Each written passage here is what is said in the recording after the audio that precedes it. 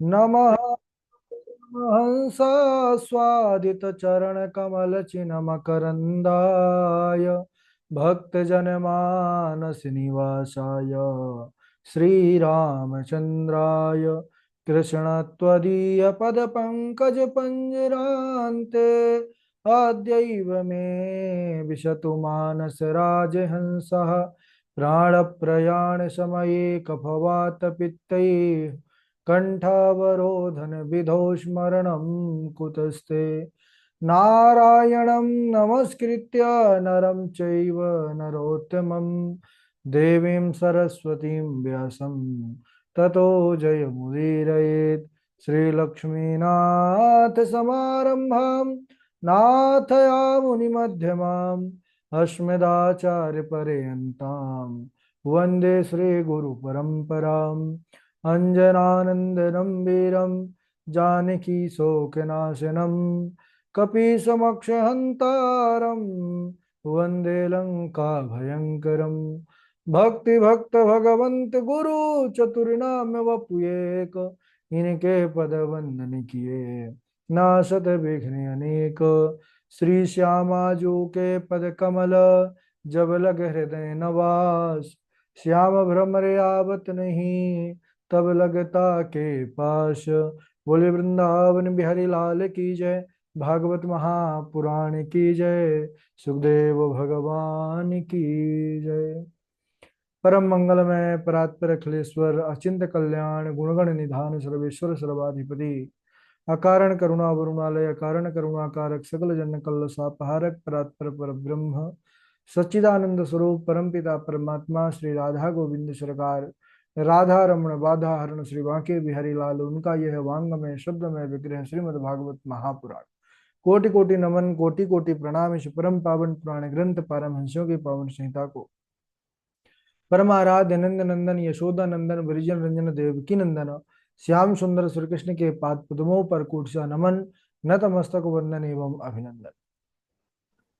समस्त भूतादिक सिय राम मैं सब जग जानी करहूं प्रणाम जोर जुग पानी। हम सबका यह परम सौभाग्य भागवत साप्ताहिक कथा सीखने का सदसंकल्प विचार लेकर के एक स्थान पर एक साथ जुड़कर इस पावन पुराण श्रीमद् भागवतम की तैयारी कर रहे हैं। भागवत जी के पावन चरित्र प्रसंग श्लोकों को हम सब पढ़कर सुनकर समझकर तैयार कर रहे हैं। राधा माधव की विशेष अनुकंपा हम सब पर हुई, तब जाकर के हमारे मन में ऐसा शाश्वत संकल्प विचार हुआ और हम सब इस कथा के ऊपर अपने चित्त मन को लगाए हुए हैं। हमारा कर्तव्य बनता है कि इस अवसर का पूर्ण रूप से लाभ लें। इसके लिए आवश्यकता है सच्ची लगन निष्ठा और परिश्रम की। इस समय हम सब बड़े ही पुनीत पावन प्रसंग पर बने हुए हैं। ध्रुव चरित्र। भगवान के अनन्य भक्त ध्रुव जी महाराज जिन्होंने भक्ति की एक कीर्ति स्थापित की कि अगर भगवत प्राप्ति की उत्कट अभिलाषा हृदय पर हो, सच्चा विश्वास और सच्चा संकल्प हो, तो भगवान को प्रकट होने में देरी नहीं लगती। ध्रुव जी महाराज मात्र 4-5 वर्ष की अवस्था में ही भगवान को प्राप्त कर लिया। भगवान ने उनको 36,000 वर्षों तक धर्म पूर्वक पृथ्वी का राज्य पालन करने का आशीर्वाद दिया और इसके बाद उनको ध्रुव पद, शरीर छोड़ने के बाद परम पद जो ध्रुव पद है त्रैलोकी से ऊपर, उस परम पद को उन्होंने दिया। अब इधर जब उत्तम को एक यक्ष ने मार दिया, उत्तम इनके सौतेली माता का पुत्र भाई लगता, जो सुरुचि के पुत्र है, तो बंधु निधन सुनो उपजा क्रोधा, इन्होंने भी यक्षों का संहार करना शुरू किया। तब स्वयंभू मनु आए और उन्होंने कहा कि बेटा ये ठीक नहीं है, क्योंकि आप भगवत भक्त हैं, भगवत भक्त के लिए तो ये किसी को मारना ये ठीक नहीं है। और एक यक्ष के अपराध में तुमने इतनों को मार दिया। अरे तितिक्षया करुणया मैत्र्या चाखिल जंतुषु समत्वेन च सर्वात्मा भगवान संप्रसीदति। भगवान श्री हरि तो अपनों से जो बड़े हैं उनके प्रति शीलता, जो छोटे हैं उनके प्रति दया, बराबर वालों के साथ मैत्री, समस्त जीवों पर समानता का व्यवहार करने वालों से प्रसन्न होते हैं। और तुम्हारे भाई को मारने वाला कोई यक्ष नहीं है।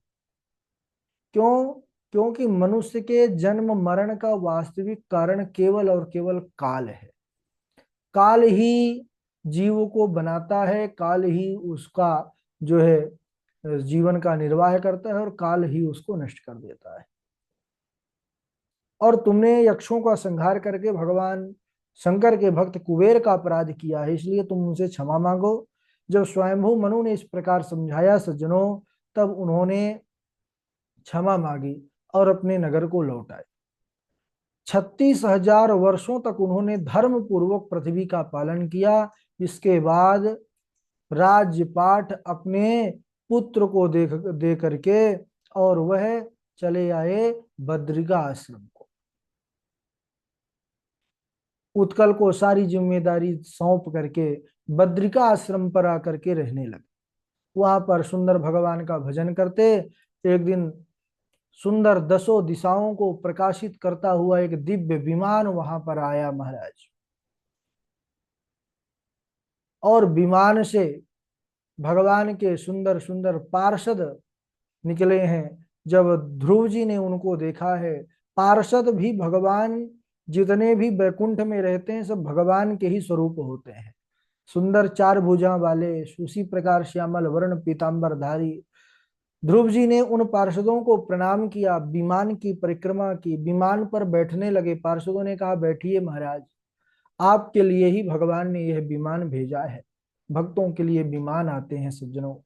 ध्रुव जी महाराज जैसे ही उस विमान पर आरूढ़ होने लगे, बैठने लगे, वैसे ही दक्षिण दिशा से एक पुरुष प्रकट हुए जिनका नाम था मृत्यु, मृत्यु देवता।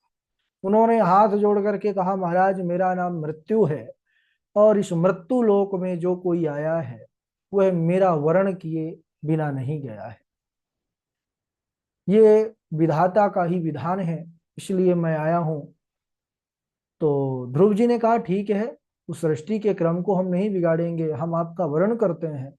लेकिन मृत्यु देवता ने ध्रुव जी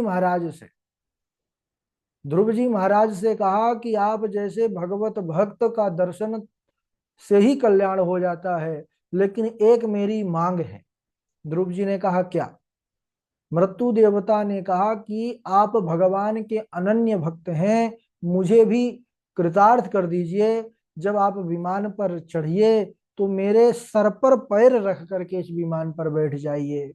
मृत्यो मूर्धनि पदम दत्त्वा आरुरोहाद्भुतम गृहम। धन्य है वह भगवत भक्त, धन्य है वह भजन, धन्य है वह भक्ति। ध्रुव जी महाराज मृत्यु के सिर पर पैर रख करके विमान पर चढ़ गए। मृत्यु जिससे प्रत्येक जीव डरता है, लेकिन जब भजन ऐसा हो तो महाराज मृत्यु फिर भयभीत नहीं, मृत्यु सहारा बनती है गोविंद तक जाने का। विमान पर बैठने के लिए मृत्यु देवता ने सर नीचे कर दिया। ऐसा भजन होना चाहिए, ध्रुव जैसा विश्वास होना चाहिए। ध्रुव जी महाराज बैठे, विमान मन की गति से आगे को ओर बढ़ा है सज्जनों। और जैसे ही विमान आगे बढ़ा वैसे ही ध्रुव जी को याद आया कि अरे, जिसके कारण मुझे यह सौभाग्य मिला, जिसके कारण मुझे आज यह कीर्ति मिली है, मैं अपनी माँ को तो भूल ही गया। रोको रोको पार्षदों, विमान रोको। क्या हुआ महाराज? बोले मैं अपनी माँ को तो साथ में ले लूं। पार्षद मुस्कुराने लगे, कहने लगे कि हे महाराज, आप जैसे भगवत भक्त जहां पर जन्म ले लें वो पीछे रह सकते हैं? अरे कुलम पवित्रम जननी कृतार्था वसुंधरा पुण्यवती चतेना। अपार संविद सुख सागरेऽस्मिन् लीनं परम ब्रह्मण्यस्य चेता। आप जैसे भगवत भक्त की माँ पीछे कैसे रह सकती है? अरे जिस घर में भक्त हो जाता है कुलम पवित्रम, कुल पवित्र हो जाता है, जननी कृतार्था, वह माता धन्य हो जाती है। और वसुंधरा पुण्यवती चतेना, वह वहां की जो पृथ्वी है वह तीर्थ रूप हो जाती है। बोले कहा? बोले जहां पर भगवत भक्त का जन्म हो जाता है। वो देखिए आपके माँ जो है, आगे आगे जो विमान जा रहा है, उसी विमान पर आपकी माँ भी बैठी हुई है। तब ध्रुव जी मगन हो गए। और बाबा जी भी हमारे मगन हो करके कहते हैं भवानी से कि सो कुल धन्य उमा सुनो, जगत पूज सुपुनीत, श्री रघुवीर परायण, जेहि नर उपज विनीत। सो कुल धन्य उमा सुनो, जगत पूज सुपुनीत, श्री रघुवीर परायण, जेहि नर उपज विनीत। वह कुल धन्य है, वह माँ धन्य है, जिसके घर पर भक्त का जन्म होता है। श्री रघुवीर परायण, जेहि नर उपज विनीत। ऐसी गाथा है महाराज ध्रुव जी की। ध्रुव जी त्रैलोकी को पार करके सप्त ऋषि मंडल जिस लोक की परिक्रमा करते हैं वह परम पद ध्रुव पद को प्राप्त कर लिया, सदा सदा के लिए अटल पद को प्राप्त कर लिया। महाराज बोलिए भक्त वत्सल भगवान की जय, भगत राज ध्रुव की जय। इस प्रकार ध्रुव जी का पावन आख्यान। इसके बाद मैत्रेय मुनि जी कहते हैं कि विदुर जी के आगे चल करके वंश में अंग हुए, अंग का जन्म हुआ। अंग का विवाह अधर्म के वंश में उत्पन्न मृत्यु की पुत्री सुनिधा के साथ हुआ। तो अंग तो बढ़िया थे, प्रजा पालक थे, लेकिन अंग के एक पुत्र हुआ बड़ा दुष्ट, जिसका नाम था वेन। महाराज अंग वेन के स्वभाव को देख करके दुखी रहते थे। क्यों? क्योंकि वह बड़ा उग्र स्वभाव का था, वह अधर्म के मार्गों को चलने वाला था। धर्मानुष्ठान से उसको बड़ी ग्लानि होती थी। महाराज अंग ने अपने पुत्र वेन को सुधारने का बड़ा प्रयास किया, समय समय पर खूब समझाया, लेकिन वह नहीं माना। तो मन में अद्भुत वैराग्य हुआ उसके आचरणों के कारण। महाराज अंग ने विचार किया कि जो संसार में संतानहीन है, उन्होंने निश्चित ही भगवान की आराधना की है, जिससे दुष्ट पुत्र से उत्पन्न होने वाला दुख उन्हें नहीं भोगना पड़ा। अद्भुत वैराग्य हुआ और उन्होंने एक बड़ी सुंदर पंक्ति कही कि जो है कि मैं दुष्ट पुत्र को श्रेष्ठ समझता हूं सुपुत्र की अपेक्षा। क्यों?